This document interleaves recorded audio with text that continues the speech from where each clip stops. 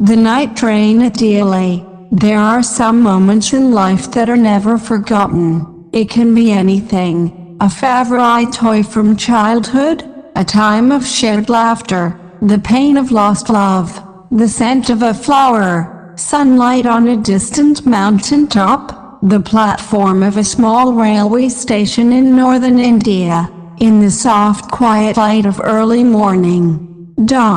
When I was at college, I used to spend my summer holidays at Delhi, at my grandmother's place. I stayed there in the hills from early May until late in July. DEOLI was a small station about 30 miles from Delhi. It marked the beginning of the heavy jungles of the Indian Terai area. The train used to reach DEOLI at about 5 in the morning, when the station was poorly lit with oil lamps, and the jungle across the railway line was just visible in the early light of day.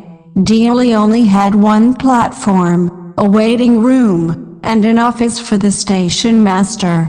On the platform there was a tea stall, a fruit cellar, and a few thin, hungry dogs. Not much else, because the train stopped there for only 10 minutes before rushing on into the forests. Why it stopped at DEOLI, I don't know. Nothing ever happened there. Nobody got off the train and nobody got on, but the train always stopped there a full 10 minutes, and then a bell sounded, the guard blew his whistle, and soon DEOLI was left behind and forgotten. I used to wonder what happened in DEOLI, behind the station walls. I always felt sorry for that lonely little platform, and for the place that nobody wanted to visit.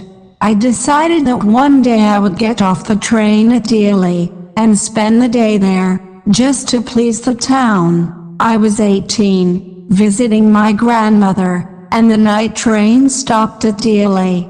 A girl came down the platform, selling baskets. It was a cold morning and the girl had a shawl thrown across her shoulders. Her feet were bare and her clothes were old, but she was a young girl, walking like a queen. When she came to my window, she stopped. She saw that I was staring at her, but at first she pretended not to notice. She had a pale skin, shiny black hair, and dark, troubled eyes.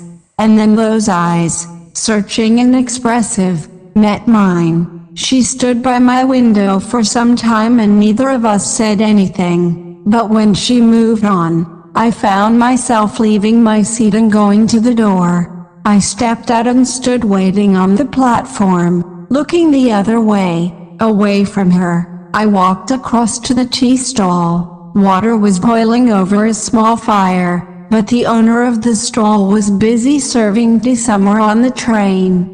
The girl followed me to the stall. "Do you want to buy a basket?" she asked. "They are very strong, made of the finest." "No," I said, "I don't want a basket." Suddenly filled with light, we said nothing for some time, but we each knew what the other was feeling. I wanted to put her on the train there and then, and take her away with me. I hated the idea of having to watch her disappear into the distance of DEOLI station. I took the baskets from her hand and put them down on the ground. She put out her hand for one of them, but I caught her hand and held it. "I have to go to Delhi," I said. She nodded. "I do not have to go anywhere." The guard blew his whistle for the train to leave. How I hated him for doing that. "I will come again," I said. "Will you be here?" She nodded again, and as she nodded, the bell rang and the train started to move. I had to pull my hand away from the girl and run for the moving train. This time I did not forget her. She was with me for the rest of the journey, and for long afterwards. All that year she was a bright, living thing in my mind. And when college finished, I packed and left for Delhi earlier than usual. My grandmother would be pleased at my eagerness to see her. I was anxious as the train entered DEOLI. because I was wondering what I should say to the girl and what I should do. I was determined not to stand helplessly in front of her, unable to speak or express my feelings.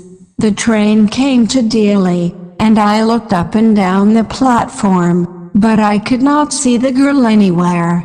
I opened the door and stepped onto the platform, deeply disappointed, and fearing the worst. I ran up to the station master and said, "Do you know the girl who used to sell baskets here?" "No, I don't," he replied, "and you'd better get on the train if you don't want to be left behind." But I walked up and down the platform, and stared past the station buildings. All I saw was a tree and a dusty road leading into the jungle. Where did the road go? The train was moving out of the station, and I had to run up the platform and jump for the door of my compartment. Then, as the train gathered speed, I sat miserably in front of the window. What could I do about finding a girl I had seen only twice, who had said very little to me, and about whom I knew nothing, absolutely nothing, but for whom I felt a fondness and responsibility that I had never felt before? My grandmother was not pleased with my visit after all, because I only stayed at her place for a couple of weeks. Feeling restless and worried, I took the train back, intending to ask further questions of the station master at DEOLI. But at DEOLI there was a new station master. The previous man had been moved to another station, and the new man didn't know anything about the girl who sold baskets. I found the owner of the tea stall, and asked him if he knew anything about the girl with the baskets. "Yes, there was such a girl here, I remember quite well," he said. "But she has stopped coming now." "Why?" I asked. "What happened to her?" "How should I know?" he said. "She was nothing to me," and once again I had to run for the train. As DEOLI platform slid away, I decided that one day I would have to break my journey there, spend a day in the town, make inquiries, and find the girl who had stolen my heart with nothing but a look from her dark, impatient eyes. I cheered myself up with this thought during my last few months in college. I went to Dara again in the summer, and when, in the early hours of the morning, the night train came into DEOLI station, I looked up and down the platform for signs of the girl, knowing I wouldn't find her but hoping just the same. Somehow, I couldn't bring myself to break my journey at DEOLI and spend a day there. If this was a film, I thought, I'd get off the train, solve the mystery, and provide a suitable ending for the whole thing. I think I was afraid to do this. I was afraid of discovering what had really happened to the girl. Perhaps she was no longer in DEOLI, perhaps she was married, perhaps she had fallen ill. In the last few years I have passed through DEOLI many times, and I always look out of the train window, half expecting to see the same unchanged face smiling up at me.